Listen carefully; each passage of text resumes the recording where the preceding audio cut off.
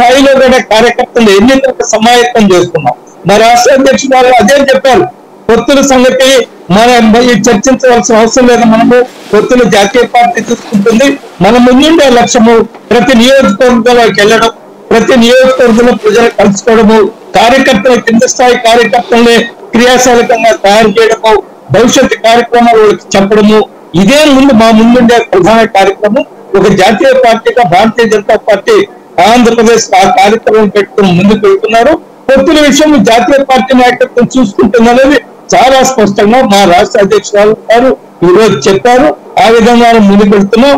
Bharatiya Janata party రాష్ట్ర శాఖ క్రియాశీలకంగా ఆంధ్రప్రదేశ్ లో పనిచేస్తుంది. పొత్తులు ఉంటాయా లేదా పక్కన పెట్టే క్రియాశీలకంగా పనిచేస్తుంది. అందువల్ల మా వరకు మేము చాలా క్రియాశీలకంగా ఈ రాష్ట్రంలో పనిచేస్తాం. అంటే రేపు జాతీయ కార్యవర్గ సమావేశాల్లో ఇలాంటి డెసిషన్స్ ఏం తీసుకోరా? లేదా అది అజెండా ఏముందో ఇప్పుడే చెప్పలేము. ఇటువంటి డెసిషన్స్ జాతీయ కార్యక్రమం నేషనల్ కౌన్సిల్ మీటింగ్ లో పెట్టి అక్కడ ఉండే వందలాది మంది వేలాది మందితో చర్చించి వారి అభిప్రాయాలు తీసుకుంటారని నేను అనుకోలేదు. దానికి ఒక కార్యవర్గం ఉంది, దానికి ఒక విధానం నిర్ణయం చేసే వాళ్ళు ఉన్నారు, దానికి ఒక పార్లమెంటరీ బోర్డు ఉంది. వీటన్నిటితో చర్చిస్తారు తప్ప బహిరంగంగా ఈ నేషనల్ కౌన్సిల్ వ్యక్తులు వేలాది మంది ఉంటారు ఆ సమావేశాల్లో. వాటిల్లో పెట్టి చర్చించే అవకాశం ఉండదు. ఏదైనా నిర్ణయం తీసుకుంటే ప్రకటించే అవకాశం ఉంటుంది తప్ప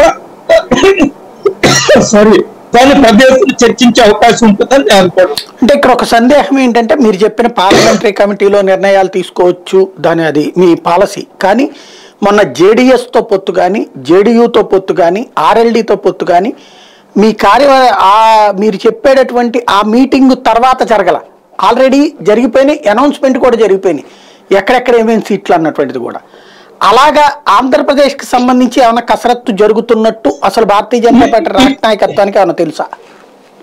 ఒకటి, రాజకీయ పరిశీలకులు, వార్తాపత్రికలు, మన ఎలక్ట్రానిక్ మీడియా రకరకాలుగా అంచనాలు వేస్తున్నారు. పొత్తులు ఇంకా అధికారికంగా మా బీజేపీ నాయకత్వం నుంచి కానీ లేదా టీడీపీ నాయకత్వం నుంచి కానీ రాలేదు.